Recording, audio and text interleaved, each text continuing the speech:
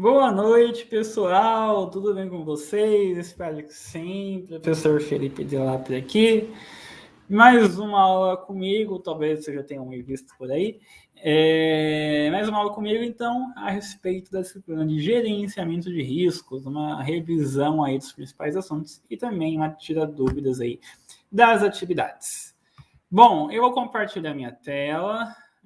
Vou colocar meu arquivo aqui, que vou retomar alguns pontos, que o jogo é importante, e depois responder questionamentos, né? Eu já vi ali um questionamento a respeito da APA, né, que pergunta ali do fluxograma.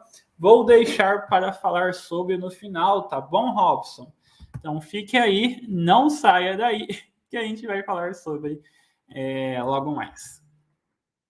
Boa noite, Lucinéia, tudo bom? Espero que sim.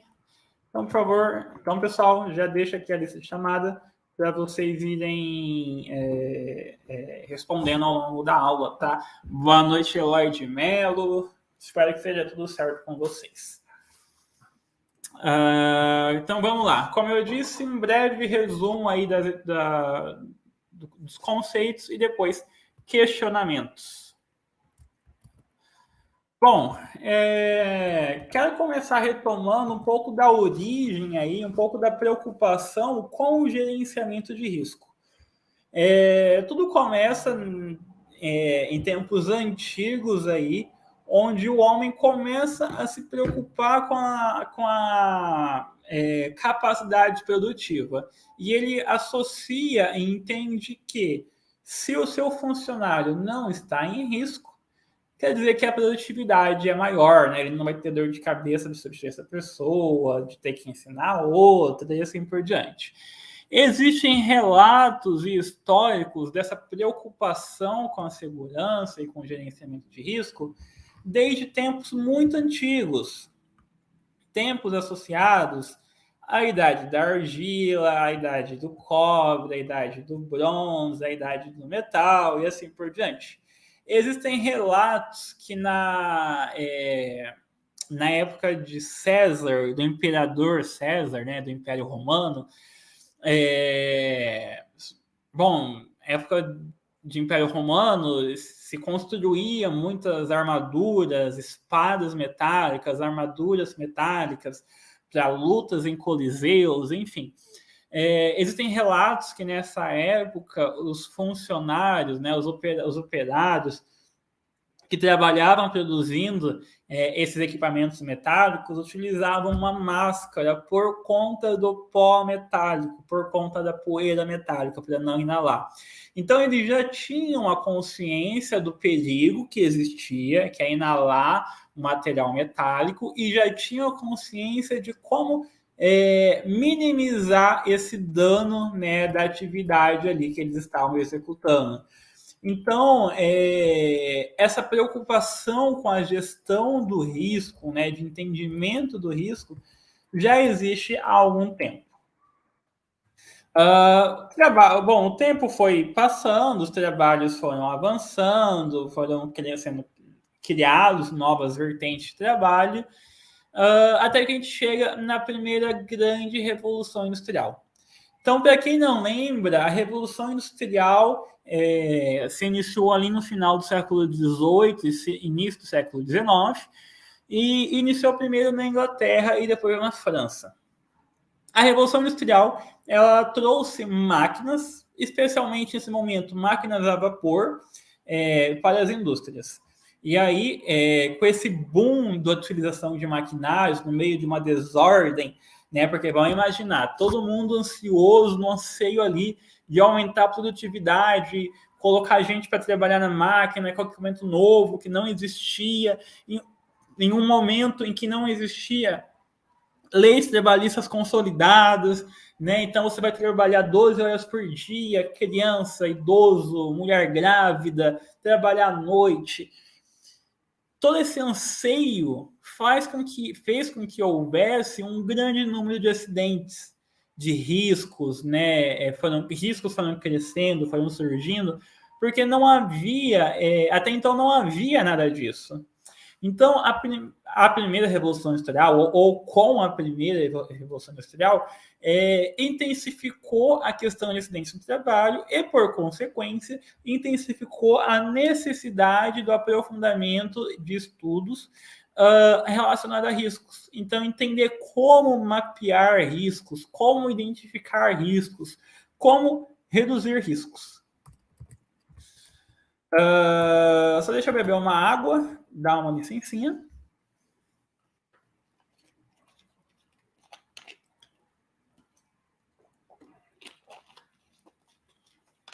Vamos lá. Continuando.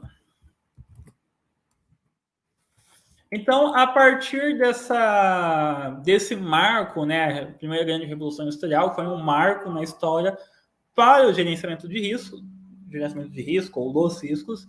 E aí depois tivemos aí outros marcos, né, o surgimento da energia elétrica também trouxe essa questão de preocupação, porque até então não existia risco elétrico no trabalho, né, risco de um funcionário levar choque, não existia, não tinha energia. Aí vem a energia elétrica, aí surgem novos riscos. Então aqui foi um outro marco nessa questão do estudo e do gerenciamento de risco.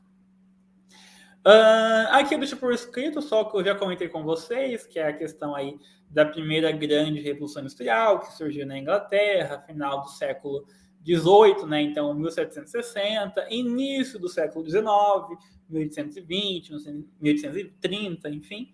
Né? E aí trouxe essa questão aí de máquina, aumento de ritmo de trabalho, aumento de operário, né? E preocupação aí com acidentes graves. Aqui eu deixo por escrito basicamente o que eu comentei com vocês.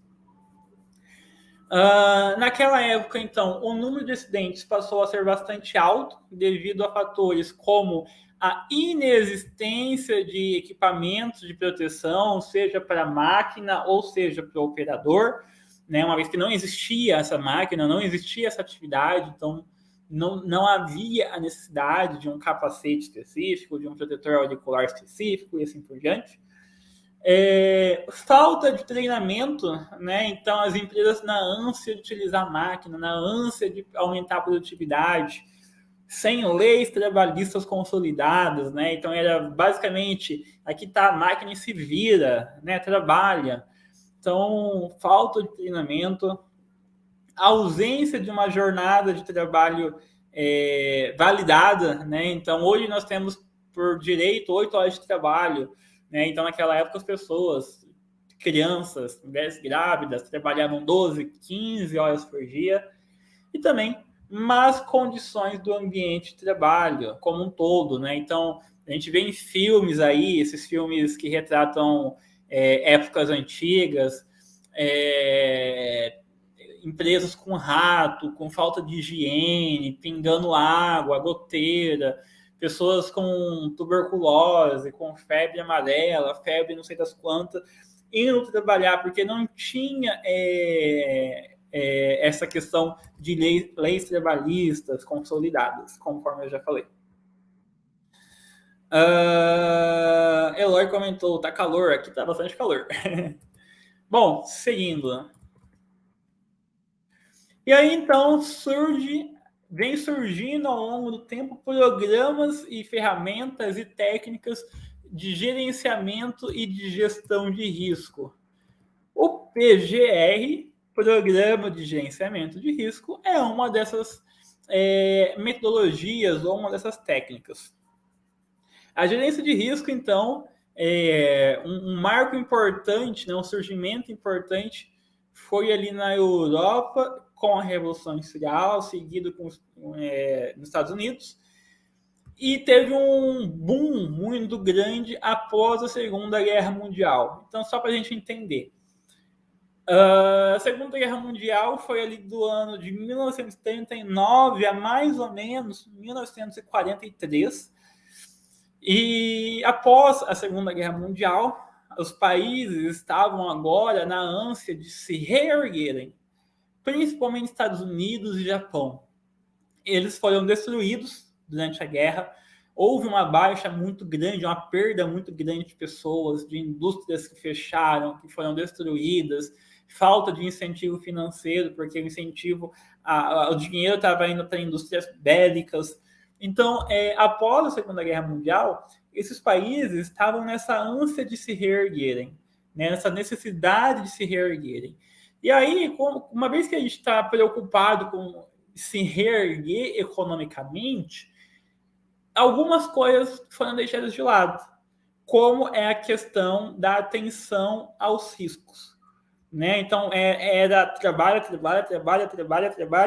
depois a gente vê o que faz.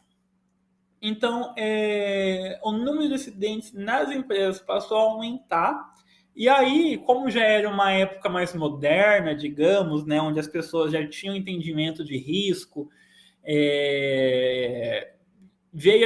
surgiu essa necessidade de implementar processos de gerenciamento de risco. E aí surge o PGR. O processo de gerenciamento de risco, então, ele deve apresentar um relatório final contendo os principais riscos levantados do projeto, da situação, da linha de produção, do processo em específico e assim por diante. Esse relatório ele deve ser arquivado e atualizado sempre que possível, né? Então, comprou uma máquina nova, implementou um processo novo, adicionou uma etapa, vai lá e atualiza esse programa de gerenciamento de risco. O PGR, então, né, esse programa de gerenciamento de risco ou plano de gerenciamento de risco, ele é baseado em uma análise onde a gente faz esse entendimento dos riscos presentes, né, do levantamento de risco, e uma avaliação e tratamento, ou seja, analisei lá cinco riscos. Um deles é um risco mínimo, é um risco que não vai machucar meu funcionário, é um risco que não causa dor, sei lá, é mínimo. O outro é um risco que causa morte, né? Então eu estou avaliando riscos. E tenho também que tratá-los. Não basta eu identificar o risco e saber que existe. Eu tenho que tratar de alguma forma. Seja por meio de treinamento, seja por meio de um fornecimento de equipamento de proteção individual, seja por meio de eliminando o risco, eliminando essa etapa do meu fluxo. Enfim, eu tenho que tratar de alguma forma. O gerenciamento do risco, então, consiste basicamente em identificar o risco, analisar o risco, avaliar o risco e tratar o risco. Né? Então, eu levanto quais são os riscos, eu entendo quais são as consequências dele, eu avalio em ordem, né, o que é mais crítico e o que é menos crítico de ser tratado, né, para saber onde que eu vou focar, e aí eu trato todos os riscos que eu levantei. O planejamento, né, o PGR, Planejamento e Gerenciamento de Risco, ou Programa de Gerenciamento de Risco, é um modo de decidir como fazer a abordagem e o planejamento das atividades. Então, aqui eu tenho um fluxo muito bem definido. Primeiro, eu aplico uma ferramenta para identificar o risco. Qual ferramenta? Um brainstorming, um mapa visual de risco, enfim, N ferramentas. Uma entrevista com aquele funcionário que trabalha no chão de fábrica, que ele vai saber qual risco que ele está sofrendo. Enfim, diversas possibilidades existem para identificar o risco, mas é um fluxo. Né? Eu sei o que eu tenho que fazer para identificar, eu sei qual discussão eu tenho que levar para analisar, eu sei ferramentas que eu posso utilizar para avaliar, como é o caso de uma matriz de criticidade, a gente vai falar sobre essa ferramenta mais tarde, nessa aula, e eu sei eu sei como tratar, ou eu posso fazer uma reunião com os setores responsáveis para discutir como tratar. Então, é um planejamento, é um fluxo muito bem definido. Esse fluxo, esse planejamento, ele pode conter, ou ele pode incluir os seguintes itens. Uma metodologia, né? Então, como que eu vou fazer para levantar o risco, para tratar, para avaliar? São métodos. Eu posso dar papéis. Então, cabe ao pessoal da CIPA, ao pessoal do SESMIT, levantar o risco. Cabe à gerência discutir como tratar esse risco. Então, eu posso colocar responsabilidade e indicar papéis. Orçamento, né? Então cabe a fulano fazer o orçamento de quanto vai custar para trazer um treinamento. Cabe a fulano fazer um orçamento de quanto vai custar para comprar 40 capacetes.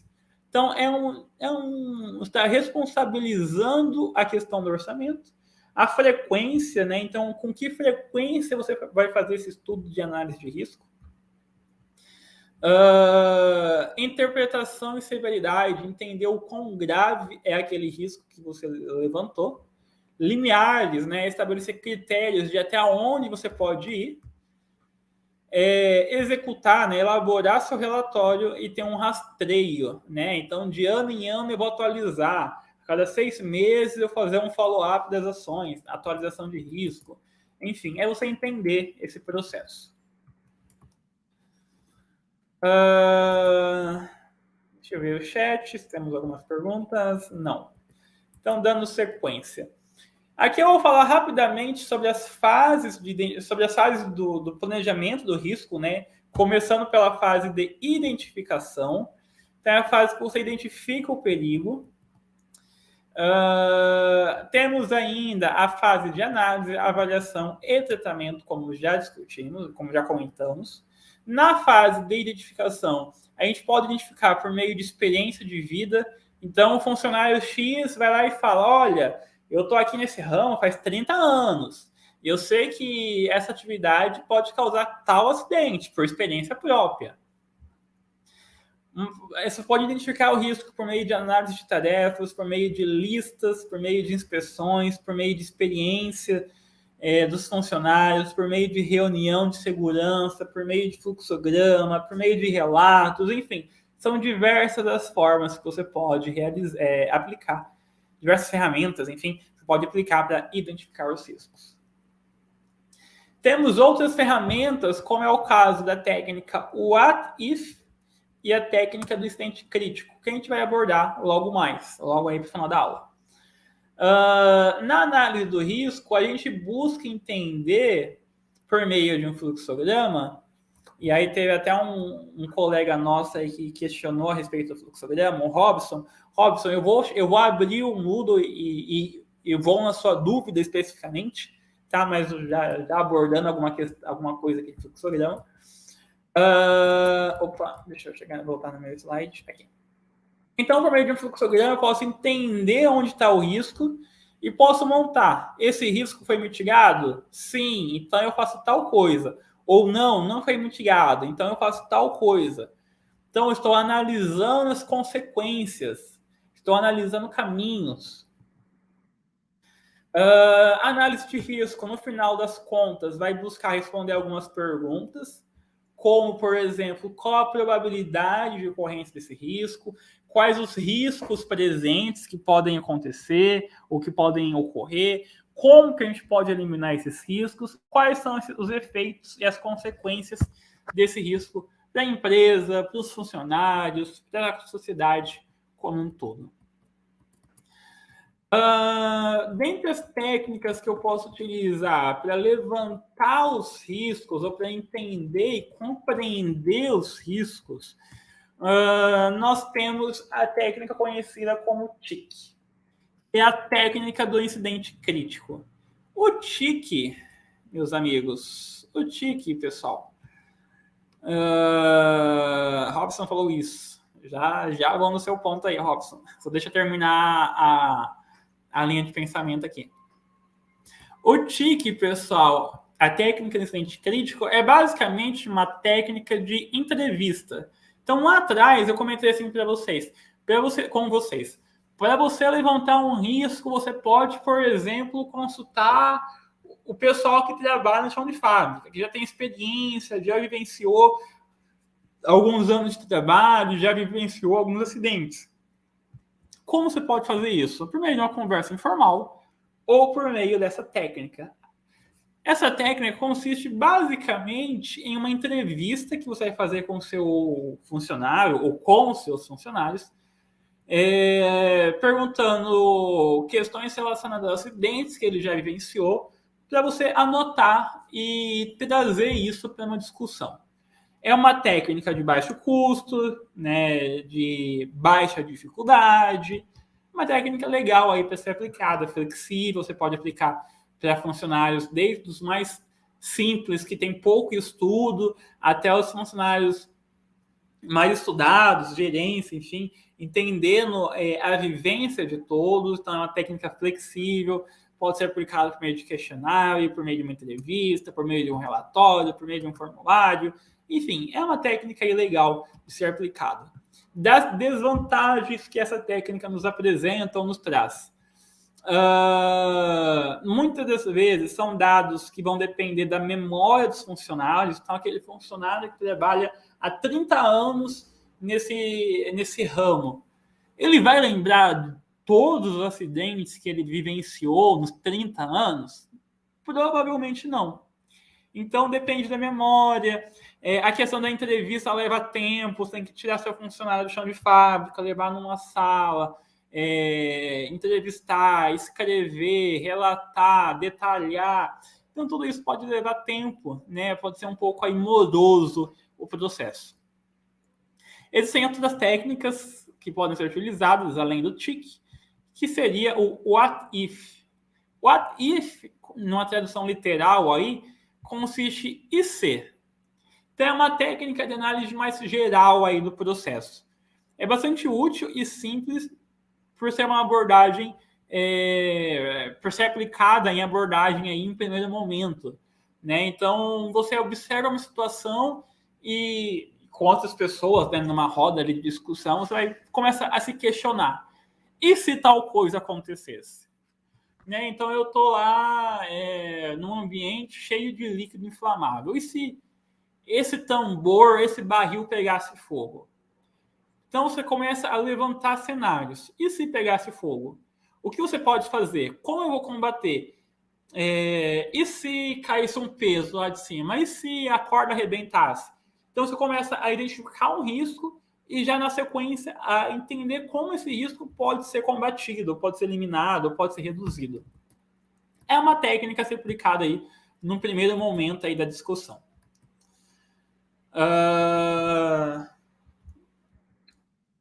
Ao final da aplicação da técnica, um relatório deve ser gerado, né? Então, você não precisa descrever todas as falas, né? Você pode escrever alguma coisa nesse sentido. Ao aplicar a técnica What If, os seguintes cenários foram levantados. Risco de queda, risco de fogo, risco de arrebentar corda, risco de tal coisa. Para o risco de queda, as seguintes soluções foram propostas. Para o risco de fogo, as seguintes soluções foram propostas. Então, você tem um relatório em que você identifica um risco, você identifica formas de reduzir esse risco e você documenta. Porque ano que vem, ou daqui 6 meses, o fluxo mudou, entrou novos funcionários, você pega esse documento e repassa. Você pega esse documento e apresenta. Funcionário novo na CIPA, no SESMIT. Você vai lá e fala, olha, esse risco já foi identificado. Tem tal, tal e tal solução para ele. Então, você não tem que ficar voltando, debatendo, revivendo, tendo um retrabalho, está tudo documentado. Né? O máximo que você vai ter que fazer é atualizar esse documento, né? Para talvez um novo risco que surgiu, ou para talvez um risco que vocês não identificaram naquele momento, mas que foi identificado agora. Enfim, né? São técnicas aí de identificação, análise e atualização. Então, deixa eu beber uma água.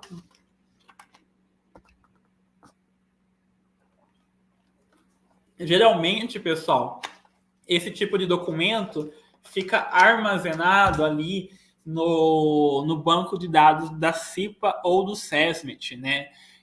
Junto ao engenheiro de segurança do trabalho, técnico, tecnólogo de segurança do trabalho, enfim, geralmente são esses profissionais que fazem o manuseio desses documentos. Tem ainda a técnica ou a metodologia do checklist, né? Então você monta ali um checklist de riscos e frequentemente, uma vez por semana, uma vez a cada 10 dias, enfim, você realiza uma fiscalização, né? Então tem lá risco de fogo, sei lá, risco de um barril pegar fogo. Esse barril não pode estar próximo da máquina X, porque a máquina X aquece muito e gera um calor no ambiente. Então você vai lá, pega esse formulário, vai lá no setor onde esse barril fica, dá um checklist. Olha, ele não pode ficar perto da máquina X e em tal dia foi verificado e ele não está. Né? Então, a checklist de verificação, você já tem seu risco levantado, você só está fiscalizando. Você só está garantindo que o risco não vai ser consolidado. Caminhando para a última parte aqui da nossa revisão, e aí eu vou abrir a nossa APA aí, né, que o Robson questionou, para comentar em cima. Então, caminhando para a última parte da nossa revisão, eu quero falar um pouco sobre a árvore preliminar de riscos. A árvore preliminar de risco consiste basicamente na ideia do fluxograma, só que ele vai levantar para você o que pode levar à falha do meu material. Então, vamos imaginar aqui uma situação que eu tenho lá um material metálico, e esse material metálico ele pode sofrer algum tipo de falha por conta da umidade. Por que por conta da umidade? Porque a umidade leva à corrosão, corrói o material, enferruja o material. E o que a corrosão vai fazer? Vai impedir que meu material funcione corretamente. Ele vai deixar o meu metal debilitado.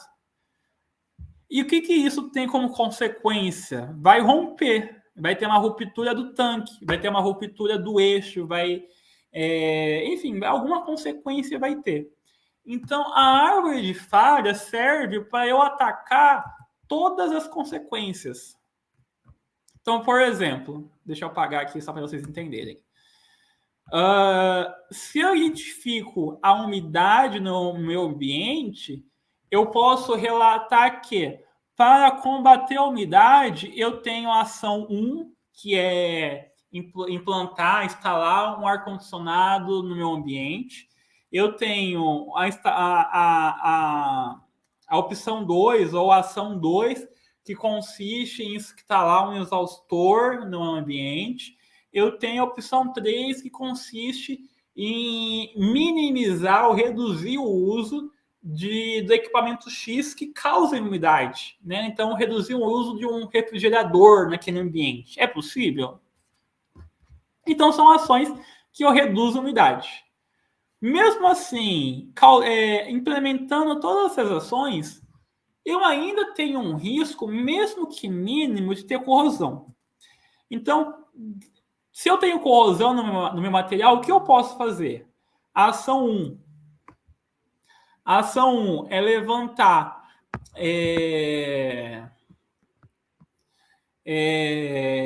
qual material que sofre corrosão. Então, é o eixo do motor, os parafusos dos equipamentos, sei lá, a carcaça da máquina. Por quê? Porque com base nesse material que eu estou levantando, eu consigo entender quais serão os materiais debilitados. E aí eu consigo fazer um plano de manutenção. Então, vamos lá. Eu não consigo eliminar a umidade 100% do meu ambiente. Não consigo. Então, a cada 3 meses, eu vou trocar os parafusos. Eu estou tendo um plano de manutenção preventivo em cima da corrosão que eu não tenho como eliminar 100%. Então, a cada 3 meses, eu vou lá e troco o parafuso que está delimitado. No final do dia, a minha máquina vai continuar funcionando perfeitamente. Eu não vou ter um acidente inesperado.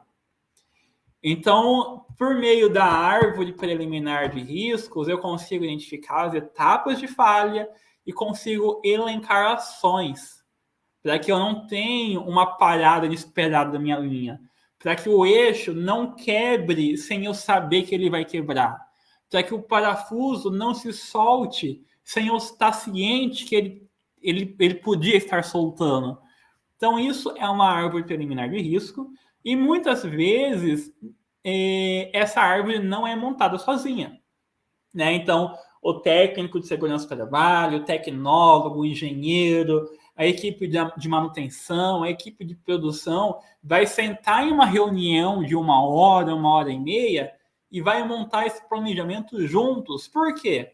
Porque o técnico de segurança, o tecnólogo de segurança vai ter a habilidade de aplicar a ferramenta, né? De direcionar ali as ferramentas. Mas muitas vezes não cabe a ele falar quais peças vão sofrer corrosão. Não é ele que cuida disso. Vai ser o pessoal da produção, vai ser o pessoal da manutenção, vai ser o pessoal da ferramentaria. E muitas vezes não cabe a você e não cabe ao pessoal da manutenção falar o custo. Vai caber o pessoal do comercial, ou o pessoal, sei lá, de outro setor. Então tem que juntar todo mundo em uma reunião para montar esse planejamento. Dando sequência. Então, deixa eu ver o chat. Pessoal comentando, bacana demais, ótima aula. Obrigado, Fábio. Nicolas Agnello Barbosa Xavier, de Sorocaba, São Paulo. Legal. Bom, então a árvore preliminar de risco é mais uma ferramenta que pode ser utilizada de forma individual ou em forma conjunta com o PGR, né, com o planejamento e gerenciamento de risco, ou plano de gerenciamento de risco, para que a gente eliminar riscos por meio aí de diversas técnicas que a gente vem comentando ao longo da aula. Uma outra técnica importante que pode ser utilizada de forma individual ou em conjunto é a questão de matriz de criticidade. Normalmente se utiliza aí junto com a árvore preliminar de riscos. Então vamos lá. Vamos supor que aqui você elencou as principais consequências de um defeito. Então, dentre as consequências, eu tenho a quebra do meu material, do meu eixo, eu tenho a quebra do parafuso, eu tenho a quebra da carcaça da máquina. Ok. E agora você tem consequências. Qual você vai atacar primeiro? Vamos lá. A gente está no dia a dia da fábrica. Correria. 10 atividades para fazer até o final do dia. Você vai ter tempo de atacar todas as consequências de uma vez? Provavelmente, e de pensar na solução? Provavelmente não. Então, o que a gente pode fazer? Entender o que é prioridade. Como que eu faço isso? Ou como que eu posso fazer isso? Por meio de uma matriz de criticidade. Então, vamos lá. A carcaça do meu equipamento quebrando vai impedir que a minha máquina funcione? Provavelmente não. Vai quebrar a carcaça, mas o interno da máquina está funcionando. Agora, a quebra do eixo do meu motor vai impedir que minha máquina funcione? Sim. Quebrou o eixo, o motor não gira. Se o motor não gira, a máquina não funciona. Se a máquina não funciona, eu tenho a linha parada. Opa! Criticidade alta. Parou a linha. Quebrou a carcaça. Ok, tem uma questão de segurança relacionada, mas a máquina parou? Não. Criticidade média para baixa. Como que eu defino média ou baixa? Tem um risco grande da carcaça ali da máquina quebrada causar um acidente no meu operador? Não, é uma rachadura. Criticidade baixa. Opa, essa carcaça quebrou, mais um pouco pode quebrar e voar pedaço para tudo que é lado, pode atingir meu operador. Criticidade média para alta. Então, existe operador que transita 8 horas por dia ali naquele ambiente? Não. Então, se quebrar, muito provavelmente, né, se estilhaçar, muito provavelmente não vai machucar ninguém, porque a máquina está isolada lá na sala. Mede. Ou se quebrar, estilhaçar, vai espalhar para tudo que é lado. Eu tenho funcionário nessa sala trabalhando 8 horas por dia, risco de acidente é grande. Criticidade alta. Então, é você entender a situação e definir o que você tem que atacar primeiro, com base aí nas criticidades. Então, essa é a matriz de decisão, né? Ajuda você na decisão do risco.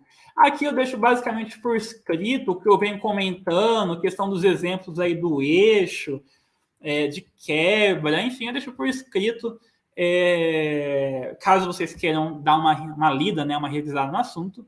E aí a gente pode, dentro da matriz de decisão, separar por níveis, né? Um nível aí, um risco desprezível, um risco marginal, um risco médio, um risco crítico, um risco catastrófico. Ou a gente pode separar entre alto, médio e baixo, enfim, vai do que a equipe entender o que é melhor ali para o entendimento, né, para as consequências. Ou ainda, tolerável, moderado e não tolerável. Então, tolerável seria aquele risco em que não há necessidade de uma ação imediata, né? Então, se tem 10 ações, 10 atividades, deixa essa atividade por último, né? A 10ª. Um risco moderado, então, necessita de um pouco de atenção, um pouco de urgência, ou não tolerável, é agora ou nunca, né? Eu tenho que desprender aqui toda a minha energia nessa atividade hoje, agora, nesse momento, senão a máquina vai parar e eu vou perder 100 mil reais por hora com a máquina parada. Então, é você entender, né, e conseguir identificar o que você vai atacar primeiro. Aqui é só uma finalização aí do assunto, questão de eliminação e levantamento de riscos. E aí eu finalizo a nossa revisão por aqui. E agora eu vou para o chat, para as dúvidas, abrir a aba ali que o Eloy comentou, se tem uma dúvida. Bom, Nicolas Xavier comentou show de bola. Eloy de Mello, essa é a ideia, tem que verificar o grau de intensidade. Bom, vamos lá. Vamos para a questão do perdão. Acho que eu falei o nome errado. Vamos para a questão do Robson. O Robson, pessoal, perguntou assim: boa noite. Já vou perguntando. Na APA, fluxograma pode fazer pelo programa Visage ou é para fazer pela ficha que o senhor apresentou na live anterior? Vamos lá. Eu vou colocar a APA aqui e a gente lê juntos. E aí a gente já discute juntos, caso surja outra dúvida, beleza? Então vamos lá.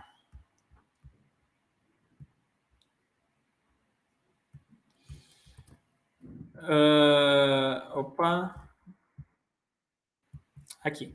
Então, pessoal, aqui está a atividade prática de aprendizagem de vocês. Vou ler juntos, tá? Então tem um texto básico, esse texto eu não vou ler, né? Relata ali uma situação, tem a fonte, caso vocês queiram ler o texto por inteiro. E aí vem um questionamento.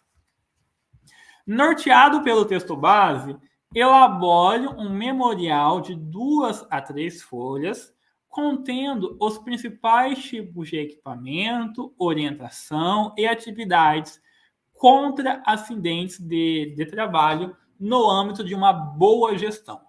Considere que você fará essa análise em uma obra de um edifício de 20 pavimentos, considerando que o mesmo está na fase de execução da estrutura. Levantamento da alvenaria, reboco interno, reboco externo, dentre outras atividades relacionadas aí à etapa construtiva. Você, como é o responsável técnico desse memorial e também especialista em gerenciamento de risco, deve embasar esses documentos indicando claramente qual ou quais normas técnicas você vai utilizar, quais os principais elementos dele você vai utilizar e quais os tipos de profissionais devem ser contemplados na obra. Quais procedimentos você pode tomar para melhorar a gestão nesse local. E agora, vamos lá, retomando o questionamento do Robson. Na APA, na última questão ali fala quais procedimentos você pode tomar para melhorar a gestão desse local. Eu estou entendendo, o Robson,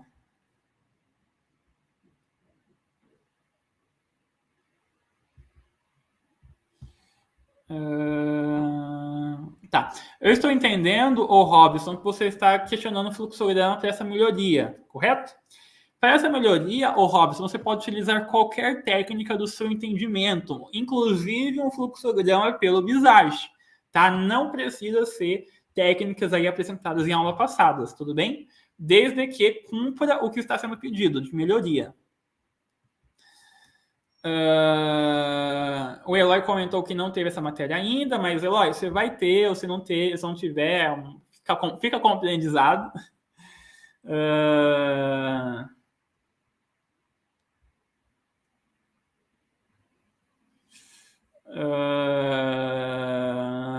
Deixa eu ver. O Fábio Rodrigo, como fica o PGR em relação ao e-social a partir do 2023 referente aos ciscos? No e-social.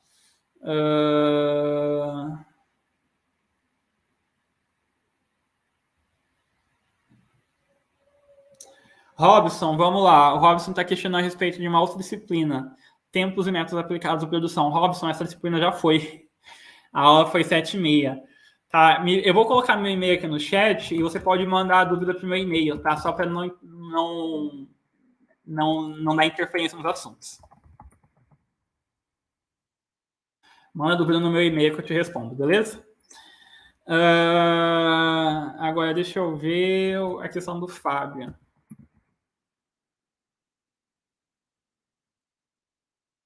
O Fábio, ele questiona a questão do programa de gerenciamento de risco no e-social.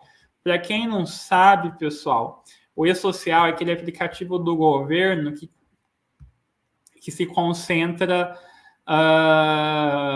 as nossas informações. Né? Então, informação pessoal, documentos, carteira de vacinação, imposto de renda, enfim, está tudo concentrado no e-social. E aí a questão, e existe a questão do gerenciamento de risco, né, de riscos ocupacionais, aliás, de programa de gerenciamento de riscos, né, associado ao e-social também.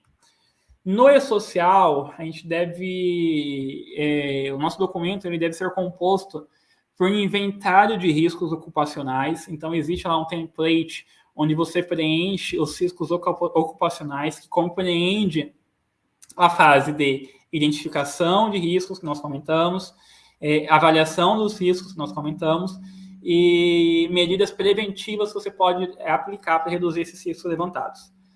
E também deve compreender, ainda nesse template, um plano de ação. E nesse plano de ação deve ser estabelecido as medidas prevencionistas para você reduzir ao máximo, ou mesmo eliminar esses riscos que você levantou. Bom, o e-social, então, disponibiliza esse template. Não sei como que está atualmente, se já está disponibilizado ou não. Confesso que faz um tempinho, faz uns meses aí que eu saí da área prevencionista, né? Atualmente estou como engenheiro mecânico de uma outra empresa, enfim. Então, confesso que eu não estou a par aí da situação, mas basicamente seria essa a disponibilidade em relação ao e-social. Fábio questiona ainda se a S2240 seria referente a LTCAT e PPP. Bom, só para o pessoal entender o que seria a S2240, né? O que seria esse termo. A S2240, pessoal, é um registro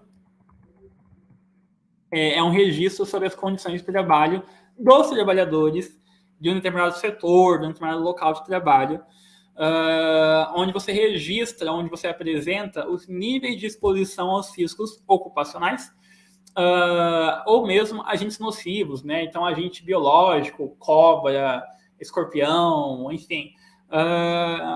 Enfim, você vai registrar essas condições de trabalho. condições insalubres de trabalho. E aí sim está referente a tanto a LTCAT quanto ao PPP, tá, Fábio? Se faz presente nesses dois âmbitos. Dá um ok aí se ficou clara a situação. Voltando à questão do Robson, você comentou aqui que é a mesma dúvida, mas é só para não misturar assuntos, tá? Porque aqui é uma disciplina, lá é outra, e aí, né, alunos diferentes, enfim. Me manda por e-mail, por favor, que eu respondo certinho para você por e-mail, tudo bem? Bom, acredito que não há mais dúvidas. O Fábio não comentou mais nada, então eu vou assumir que ficou entendido. Então eu encerro por aqui. Já que não temos mais dúvidas, deu nosso tempo aí de aula. Então, pessoal, agradeço imensamente pela participação de vocês, uma aula bem legal. Espero ver vocês mais em outras oportunidades. Tchau, tchau, até mais.